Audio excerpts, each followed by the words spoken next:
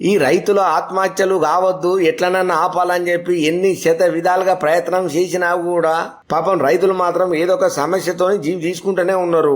జక్రాన్పల్లి ఆర్గులు మండలం ఊళ్ళ తీవ్ర విషాదం నెలకొన్నది. ధరణిలైన భూమి నమోదు కాకపోవడంతోని అప్పుల బాధతోని యువ రైతు రాజేష్ అనేటైన ఆత్మహత్య చేసుకున్నాడు. పాపం ఈ రాజేష్ అనే రైతు వ్యవసాయంతో పాటు ఇంకో వ్యాపారం కూడా చేసిండు. అయితే రెండింట్లో కూడా సుమారు 12 లక్షల మేర నష్టం వచ్చిందట. అప్పులు వాటి వడ్డీలు బాగా పెరిగిపోవడంతోని తీవ్ర మనోవేదనకు గురయ్యిండు. అయితే ఆయనకున్న 2 ఎకరాల భూమి అమ్మి ఈ అప్పులన్నీ కట్టొచ్చని చెప్పి పాపం ఈ రాజేష్ అనే రైతు ప్రయత్నాలు బాగానే చేసిండట.